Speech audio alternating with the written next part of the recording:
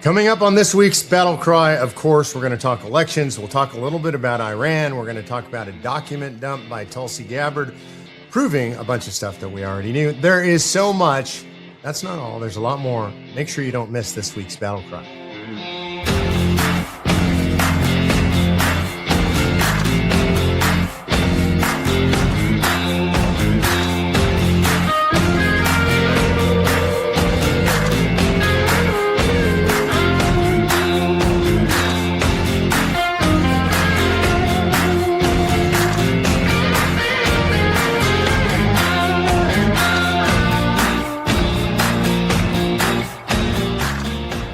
Everyone, Mark Meckler, happy Sunday night. That means it's time for the Battle Cry. I'm excited to be with you. I'm always excited to be here because this exchange with the grassroots, well, that's what keeps me going. I like it here. I like it in the field even better with you guys, but I love it just here because I get your questions. I get to answer those. And I kind of get to brief you on what seemed important to me this week in news. But as always, we're going to start with a call to action because that's the most important thing we do. Why do I say that? Because I'm not a talking head. It's not what I do for a living. I'm an activist. Just like you, we're activists. How can you tell we're activists? Well, because we do things. We're active. We don't just read about stuff. We don't just watch stuff. We don't just listen to stuff and get aggravated. We actually get active instead of aggravated. Well, maybe we get aggravated too. We probably do both. But we use that aggravation to drive us into action. So I want to give you something for right now for this season. I'm going to tell you the season we're in, not spectator season. Not like the NFL, we're going to sit and watch the games, or college football, the Stanley Cup, where you just watch and yell and scream. No, it's not spectator season. You have to be in the game. Every single Patriot has a job. By the way, nobody else is going to assign you that job. So the way you get that job is you assign yourself. So there's two things I want you to do today. Number one, I want you to write down one thing you're going to do before next Sunday. You're going to do a call to somebody about politics. You're going to attend a political meeting. You're going to donate to a candidate. You're going to begin a new habit. Maybe it's a personal health habit. We need all patriots to be strong and healthy out there. Maybe it's going to be starting to use AI. We're going to talk about that today. But as you go through the show, I want you to commit to and write down one thing that you are absolutely going to do this week to get yourself into action. One thing I'm going to try and do is we're going to try to keep Winston out of the show today. I don't know what his problem is. Producer G and me have been having some Winston problems today. He just wants to be right in the middle of it. You guys probably don't think it's a problem. I know he's cute. Everybody knows you're cute, Winston, but it's hard to do a show with you in my lap. When you were a puppy, maybe, but not anymore. All right, Winston, go back to your place. He thinks his place is right here. Okay, here's the deal. So you're going to write down one thing, you're going to do it. And then here's the second thing I want you to do. Send this battle cry, send this battle cry to at least 3 people you know who complain and aren't in the fight. I don't know about you, but I got a lot of friends who complain a lot. They called me specifically to complain. I think they call me to complain because they feel like, well, Mark will do something about it. I don't have to do anything about it. So I probably get more complaints than you do, but I want you to send this to 3 people who complain. And if you're watching and you're one of those 3 people who got this, you know why your friend sent it to you, because I'm asking you to do something. And if you were one of the 3 people who got it, I want you to send it to 3 people. And so imagine what would happen to the battle cry if everybody who gets it sends it to 3 people. Pretty soon, like everybody in the whole country would be watching the battle cry. That's not a bad thing. All right, we're going to start up with something international. I know we do local, we do state, we do national, we do international. We're going to start with international today. We're going to go to Iran. And the thing that's going on in Iran right now is the way they're behaving is, according to Donald Trump, totally unacceptable. That's what he says. It's totally unacceptable. I think I said unacceptable. Totally unacceptable, according to Donald Trump, all caps. He says Trump says the Iran deal is totally unacceptable. The ceasefire is on life support. He's got the blockade and sanctions in place. And he warns a big strike is ready if they keep pushing. Now, look, my big question about all of this is, okay, like I think maybe you feel like this. I feel like this. Doesn't he say this almost every day, every other day, every few days? Oh, I'm running out of patience. I'm going to strike like never before. It's coming. And by the way, I don't mean that to be pushing him. I just mean we hear the same thing over and over. Now, I think I mentioned this previously. Part of this is strategic. In other words, if you prod your enemy and prod your enemy and prod your enemy. They react to those prods. If you say, we're going to hit you any day, they act like you're going to hit them any day, and they come out of their little hidey holes and they point their missiles and they fire up whatever air defenses they have left. And so you get to strategically map the battlefield. We have incredible intel in Iran now. We have it from the air. We have it from space. We have it from spies on the ground. We have it because spies have been on the ground for a long time there. You have it because a vast majority of the population opposes the regime, so they're able to report on movements of the IRGC and others who might be there. So every day that passes, that battlefield is more thoroughly mapped for when and if Trump decides to strike, and our troops have to spring into action again. And our friend Secretary Hegseth oversees the whole thing. So good intel is a reason. A second reason is because troops, anybody who's in battle, anybody who's on the ready all the time and is getting all these false alerts, fatigue sets in. And the troops start to say, Trump says this every day. There's not going to be a strike. But you never really know when it's coming. That's stressful. The fatigue sets in. You show your battle plans. All of it puts the U.S. in a better position. So while sometimes I get frustrated by just the seeming same statements over and over, day in and day out, I'm willing to let Trump cook. You know that saying, right? Let him cook. He's in the kitchen. He's cooking. So far, so good, in my opinion. So I think there's probably a big strike coming, as my read, but Trump's going to do it on his time. Nobody else is going to push him into it. All right. Section 2, we're going to talk about the deep state. Do you know what the deep state is, really? Like, we hear that term all the time, deep state. It sounds so terrible and nefarious. Well, it is terrible and nefarious, but I think most people don't even really think about what it is when they say the words. The deep state is sort of this administrative class. These are not political appointees generally. Political appointees from one administration to another switch. They come and go. So Trump puts his people in, the next person will put their people in. And so at the highest level of the agencies and the like, you end up with what are called politicals. That's what they call them inside. That's how they refer to themselves. They are political appointees. And then below them, what you have are the permanent administrative state. These are just the vast majority of the employees inside any administration. They stick around from administration to administration. They run the day in and day out at any agency. And the problem with those people is historically, they're leftists. They're Democrats. They're in favor of bigger government. They're in favor of more intrusive government. They love government programs. They love Democrat presidents. They support Democrats 9-1, right? Out of 10 people in there, 9 of them are going to be Democrats. Maybe 9 3/4 are going to be Democrats. And so the problem with that is it becomes what we call the deep state. In other words, this is the state itself deeply rooted, resisting a Republican administration. And so this story is about the deep state. We've seen a lot of stories about this. Tulsi Gabbard, the DNI, Director of National Intelligence. By the way, anytime I use an acronym, I'm going to try and tell you what that means. I'm not going to assume. So DNI is Director of National Intelligence.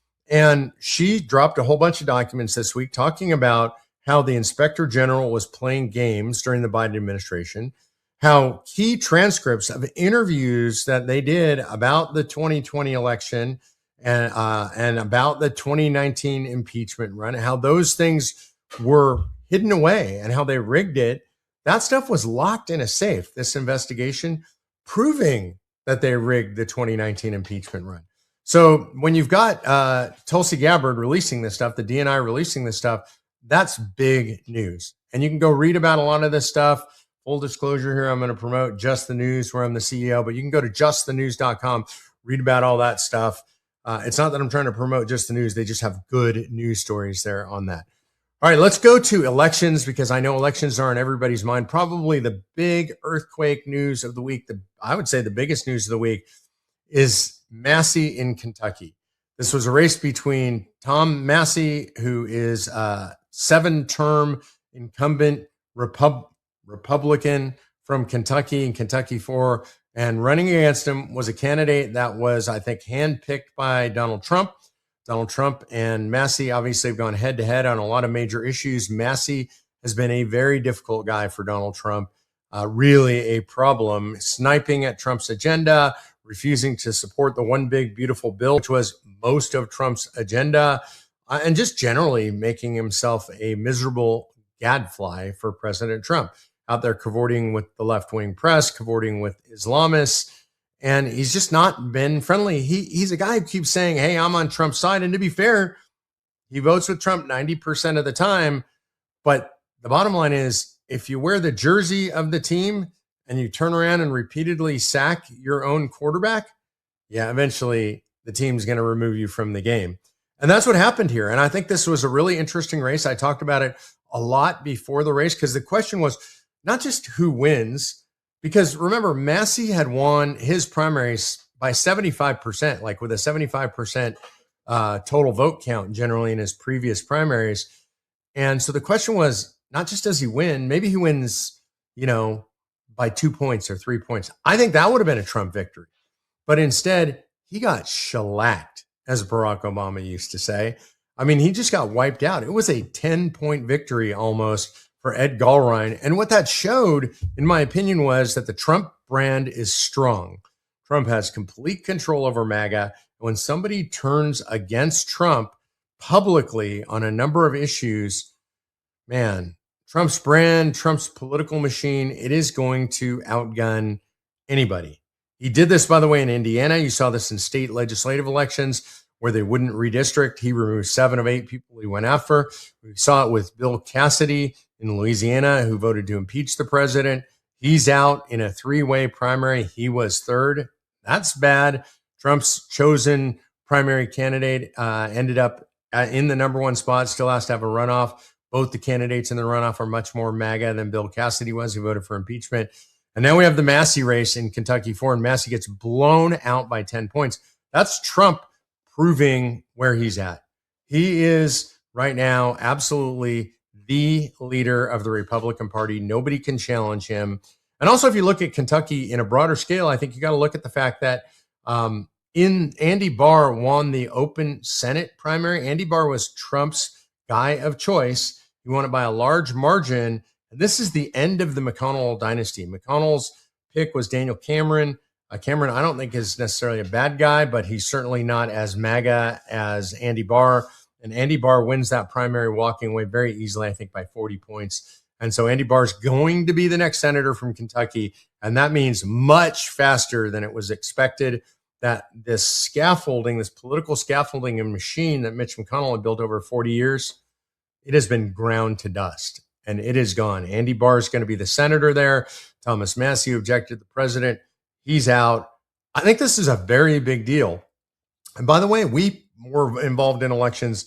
We always are. Anywhere that we legally can, we are. And in Idaho, we got involved. Why? Because we had a bunch of legislators that are just insane, to put it bluntly. And they're no on Article 5. They stand with the Democrats. They stand with the radical leftists. And we had to stop them. And so we participated in 5 races. And in those 5 races, we won all 5 races, 5 for 5. That's pretty good. We removed 4 incumbents. That's really good. Our level of support just went up dramatically in Idaho, and we removed a bunch of our opponents. And I think we sent a message. We could have done a lot more, by the way. I think there were about 20 races in which we could have participated, but we weren't looking for a bloodbath. We're looking for cooperation. We just wanted to show people, look, if we have to, where we legally can, we're going to take people out. And in this case, 5 for 5, we took out 4 incumbents, and we're here. And folks got to deal with this. That's just the way it works. And we're going to continue, to the extent it's legally permissible, we'll continue to be involved in elections around the country, and we will continue to remove people who oppose us.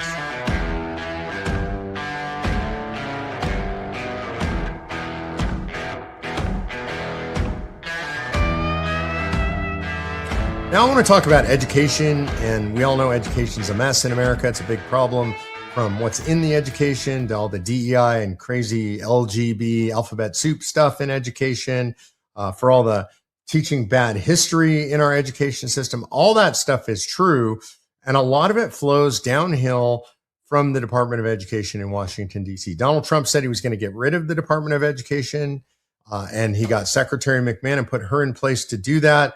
So I want you to know what's going on. If you look at what Donald Trump has just said to Linda McMahon, he said, make closing the Department of Ed your final mission. And what's going on? The staff has been almost cut in half. I want you to think about that. A staff reduction. We ought to do that at most of the agencies. 100+ programs, the programs that they thought still need to exist in some form or another, move to other agencies. And you see power just naturally, because of that, drifting back to states and parents. Isn't that where education power belongs? In the states, in the localities, in the schools, with the teachers, with the parents, with the students. That's what I think. So I think this is a really good thing. Now, to be clear, it takes congressional authorization to completely get rid of the Department of Education. I don't think he's going to get that in Congress, but they have sold their building. They're moving to smaller premises. It's going to be very hard. It becomes more difficult to rebuild it to the scale where it was. But if you want to get rid of it altogether, which I do, and I think we should, there's only one way: call a convention of states, propose an amendment to remove all federal authority over education, and then ratify that amendment, and then you put the lock on it forever. No more education at the federal level. Federal transparency is important to us as well, always. The more transparent things are, they say that the light of day is the best disinfectant. So UFO files were released over the last couple of weeks, and there's a big question about this. Is it a shiny object, or is this really about transparency? And a lot of people ask me, Mark, what do you think about the UFO files? And my answer is, I don't really actually think about the UFO files. And it's not that I'm not fascinated by the subject. I am actually fascinated by the subject. I find it super interesting. I'm a big sci-fi fan. That's probably what I read more of as a kid than anything else. I still love sci-fi movies, but man, I got a lot of stuff right on my plate right here that's really important that I can do something about, and I can't do anything about UFO files. I figure there's a lot of folks, maybe some of you out there, that are totally obsessed with this stuff. You'll tell me what the real deal is. But the good news about this, to me, why it's important, beyond UFOs and unidentified phenomenon, I think what's interesting is Trump forced their release. So that is a transparency move that we have not seen before. And I think that is absolutely excellent. And the funniest thing is you get the left-wing media and they're like, oh, it's just a big distraction. It's just that's why he's doing it. I think he's doing it because he promised he would do it. And Trump is pretty good at keeping his promises. But I think that the big thing, again, is transparency. Trump is literally, this is not Trump rhetoric, the most transparent president in American history. It's not even close, honestly. All right, now, I love you. I care about you. And I mean that genuinely. It sounds like I'm being sarcastic, but I do love you and care about you. And I also know that you're a patriot and you're in the fight. And if you're going to stay in the fight, really, really, really need you to be healthy.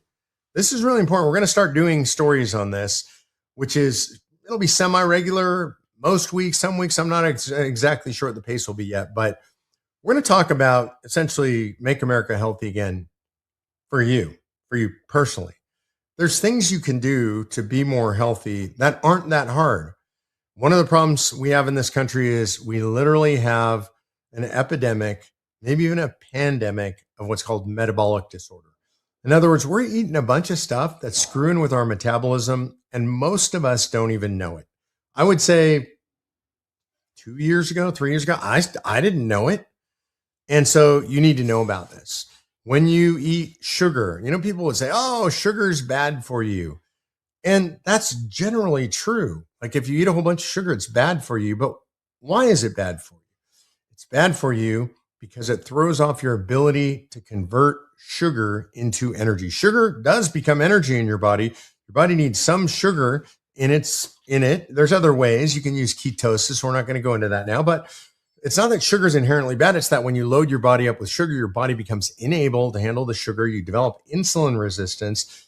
This injures and destroys your mitochondria, which is the little and tiny itsy bitsy energy producing factory inside your body. So bunch of sugar destroys your metabolism. By the way, you're not going to like this part. Sugar means simple sugars in things like bread and pasta and super sweet fruits, dried fruits, cereal. So you got to cut that stuff out. Cut it down, cut it mostly out. Like I generally don't eat bread, don't eat pasta, don't eat cereal, don't eat rice generally, because that stuff just converts to sugar. For a while, I was wearing a glucose monitor just to see what it does to my blood sugars. Oh my gosh, was I shocked. True confession, I'm a Taco Bell fan. I love Taco Bell. And when I'm on the road, that was kind of my big sin, right? Like I would hit Taco Bell consistently while I'm on the road. Last time I was wearing a glucose monitor a few weeks ago, I was out on the road and I did my, it's just one time. I'll just go hit Taco Bell. I hit Taco Bell for dinner. My blood glucose went higher than I'd ever seen it, higher than when I had a piece of my wife's unbelievably amazing, most delicious in the world, best cake ever made, blue ribbon winner, coconut carrot cake. My blood sugars went higher from Taco Bell than from a big wad of coconut carrot cake with coconut cream cheese frosting. I'm getting hungry just talking about the carrot cake and the Taco Bell, but I'm not doing Taco Bell anymore. Man, blood sugar spiked to over 240, took hours to come down. So I'm telling you, watch the sugar. I'm also telling you, lift weights, strength train. And by the way, by lift weights, I don't even mean weights. Like you don't have to do curls or do shoulder presses or whatever. Just do some air squats every day. Say every day, I'm going to do 50 air squats. Go grab onto a counter if you need balance, grab onto the back of a chair and just squat. I'm not even saying 50 in a row, by the way. I'm saying do 5, do 10, do that 10 times a day, 5 times a day, right? Just get 50 air squats in, do some push-ups. Now, I don't even necessarily mean full-blown push-ups. You don't have to do Pete Hegseth style push-ups. Do push-ups on your knees. Do counter push-ups where you put your hands on the counter, you kind of lean at an angle and do push-ups. See if you can get 50 of those a day. 10 reps at a time, 5 reps at a time, whatever you can do, build your strength. Here's one that I struggle with. I'm trying to be super consistent with it. It doesn't actually work for me all the time because I travel so much. Get regular sleep. Like go to sleep at the same time every night, roughly. For me, that's between 9 and 10 p.m. I try to be in bed by 9:30 p.m. every night and get your solid 8 to 9 hours. 8 to 9 hours. Your body needs that. Your brain needs it. Your cells need it to rebuild. You're less likely to get pretty much every disease under the sun if you're getting good sleep. And if you fix your metabolism, work to get stronger, get your sleep, what that means to me is you're going to be healthier. Number one, I actually care about that. Like I care about you guys. I love you guys. So I want you to be healthier. God gave us this body. We should treat it like a gift from God. But it also means something very practical. It means when it's time to show up, you can show up. You won't be broken down, medicated, on the couch, sleeping in a hospital bed somewhere. I need you healthy and ready to show up. So we're going to do a lot of specific stuff on that over the coming year. And then I think my last feature I want to do today is on AI. I've told you guys, I'm going to give you AI tips every week. I'm using AI. It's completely transforming my work life and my private life. I'm using it for recipes. I'm using it for trip planning. I'm using it to find new restaurants. But I'm definitely using it in business. And so I'm going to give you just a simple, what I would call a newbie trick. Like you don't have to have any expertise to do this. Go to ChatGPT, go to Grok, go to Gemini, go to whatever. Somebody mentioned one named Enoch to me. I had not heard of that before. Go to any what's called a LLM, large language model. Just go to any AI model and then use it like you have an intern working for you. And so the way you do it is I would say like, I want to know about what happened in the Kentucky election. So give me a description of that in 5 bullet points, simple enough for a high school kid. All right, got that? So I go in, I want to know about the Massie election in Kentucky. Explain it to me in 5 bullet points, simple enough for a high school kid. Check the facts after you get them back from there, because you always want to check, but just get that simple explanation. If you do this, like you're going to have things you're curious about that you would never look up before, whatever the thing is that you're fascinated about. How come I have more honeybees in my yard some years than others, right? And you could just say, literally explain that to me in 5 bullet points, simple enough for a high school kid. So that's an easy way to start using AI. I've been surprised when I go out in the field and I ask people, how many people in the room are using AI regularly? And I would say it's not that many, especially among older folks like me. And it's maybe 15, 20%. That should be 90%. Don't be intimidated by it. It's not evil. It's not bad. Just a tool. I consider it, when we're using it the way like I just described it, it's super Google. right? You Google, I guarantee you Google or whatever search engine you use. Some of you use DuckDuckGo or something like that. Whatever search engine you're using, stop using it and go to ChatGPT, go to Grok.com, go to one of these other ones, and then you'll get way better answers than you're getting out of Google. It'll take way less time. You'll have more time for fun stuff and, maybe more time to search different things on AI.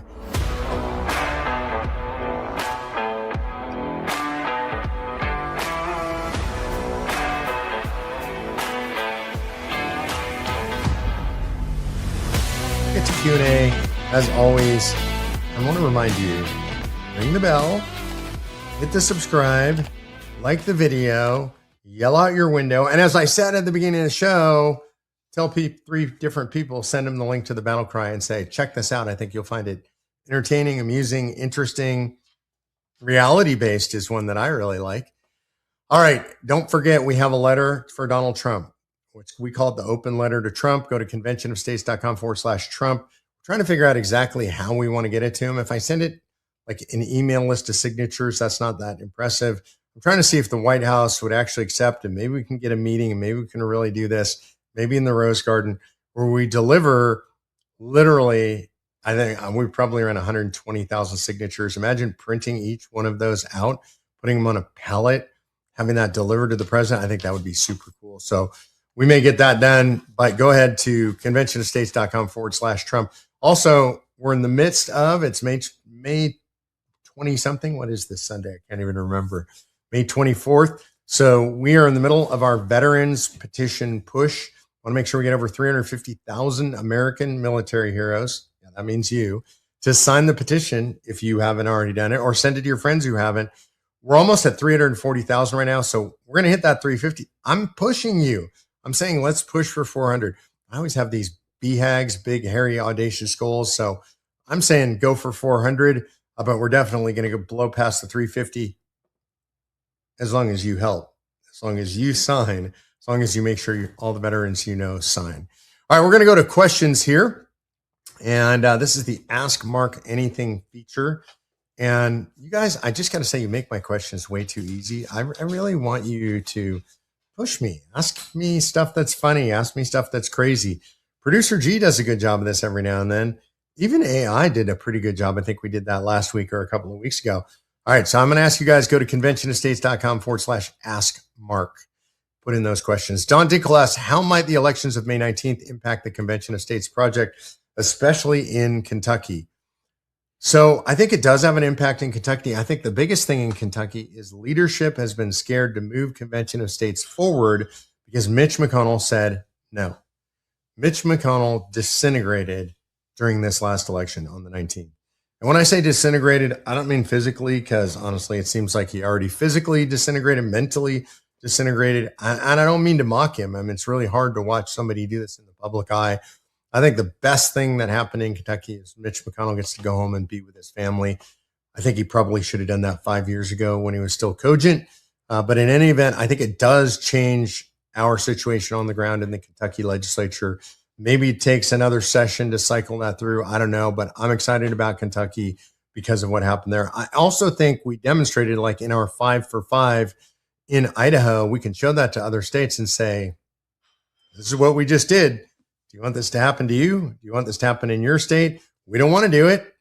We don't want to remove people from office to pass Convention of States. I would rather they just vote for Convention of States. But I do think the elections of May 19th had a huge impact on Convention of States. Also because the president supports this and he flexed his muscle. Anytime the president's successful, we're successful. Connor Samuel Dreher says, hi, Mark, do you believe cannabis is the gateway to addiction problems? Or do you believe that it's possibly a sacred plant, an herb that offers and provides many health and spiritual benefits? Oh, that's such a loaded question, Connor, the way you asked it. I'm going to try and parse that out. Is it a gateway to addiction problems? Absolutely, 100%, undeniably, for sure. There's no doubt about that. There's no study that actually contradicts that. You know, I have over my lifetime known many, many cannabis users, many actually daily cannabis users, who will say, I smoke weed every day. I can tell you for sure it's not addictive. Wait, Didn't you just say you smoke weed every day? That seems like addictive behavior. It is. Look, and the weed that people smoke today compared to what it was like 25 or 40 years ago or whatever, back in the 1800s when I was in college, it's way more addictive. It's way more potent. So is it an addictive gateway? The answer is yeah, it's addictive itself. I would add, it's also been shown in many studies now, going a long ways back in Europe, more recent in the United States, to lead to psychosis. Some people having complete psychotic breaks. Again, remember, it's very powerful what's available out there in the open market today. And people are having severe psychological issues because of cannabis. So if you're asking kind of generally, am I a legalization guy? My answer is generally no. And I am for making it illegal and leaving it illegal. I think everywhere it's been legalized, I've asked this question of a lot of politicians. Hey, what's better in your state now that cannabis is legal?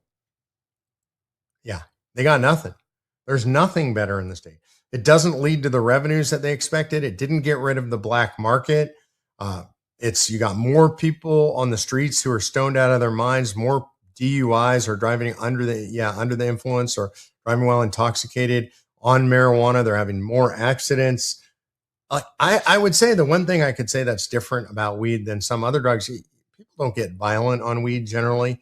They generally get more lethargic, less aggressive. So that might make it better than some other things, but no, I don't think it's sacred in any way. I think some religions might use it as part of their religious ideology. My personal opinion is I don't believe those are true faiths. I also am not trying to stop them to use it on a limited basis in their faith, but I just don't think it provides spiritual benefits. Do I think it provides some health benefits? I do, actually. And this is where I might differ from some in the anti-legalization movement. I think that the legalization movement has been widely abused. The medical legalization movement has been widely abused. What do I mean by that? Well, people say, oh, we just want it for medical use. And I say, okay, I get that. Like people who are nauseous during chemotherapy, it definitely helps with the nausea. It helps people feel like eating. I mean, classically, I guess the weed smoking class would call that the munchies, right? That's really good for somebody who has been nauseated by chemotherapy drugs. So are there medicinal uses for it? I think there probably are. But mostly when we say we're going to legalize medical marijuana, the people who are pushing that mostly just want to legalize marijuana. I saw this in my old county. I lived in Nevada County, California. And when we legalized medical marijuana there in California, everybody had a prescription. Like everybody. There were doctors that handed them out just because people asked. People had it for anxiety, for pain, for stress, for I'm missing my dog, for grief, like for just normal everyday problems. People were getting medical marijuana prescriptions. And frankly, some of them had no problems at all. I knew families where mom, dad, and both kids all had individual prescriptions, and they would just buy a bunch of weed and sell that weed off or whatever. And I watched it eat that community alive. So now I'm not a big fan. I don't think there's a lot of, I don't think there's any spiritual benefits. I don't think that plants are sacred. So it's not a sacred plant. I think there are some health reasons, but I think we got to be really cautious about how we handle that. That was, by the way, a long answer. I realized I don't normally answer them that long, but that was a pretty loaded way to ask the question, Connor. So I had to parse that. James Peter says, I gave another COS presentation at our local Vietnam Veterans of America group yesterday, handed out a bunch of petition forms, lots of them taken home, but I received 5 completed ones before I left the meeting. James, my man, this is exactly what to do. This is how we spread COS. You go out and you do it person by person, one at a time. In your case, you're doing it person by person in a large meeting. You got 5 signed petitions there, and you educated a lot of people in Convention Estates. So congratulations, James. I love that. Thank you for doing that. I appreciate you very much. Do you guys remember what the battle cry was this week? Do you remember? Pick something and do it. Make the call, send the text, give money to a candidate, any of that. So like, it doesn't even have to be on my list. Do something political. And then there was a secondary one. Do you remember? Who remembers? Raise your hand. I can't see if you raise your hand. I remember. The second one was pass this battle cry on to 3 people that that sit around and watch stuff and just complain and don't actually do anything, because you want to get them into action, and then tell them to send it to 3 friends as well. I think that's it for this week on the BattleCry. I miss you guys when I'm not seeing you directly. I will be out in the field, not for the next few weeks because I have a new grandchild being born, but I'll be back in the field probably end of June, beginning of July. Can't wait to see you out there somewhere. And until next week, this is the BattleCry. God bless you guys.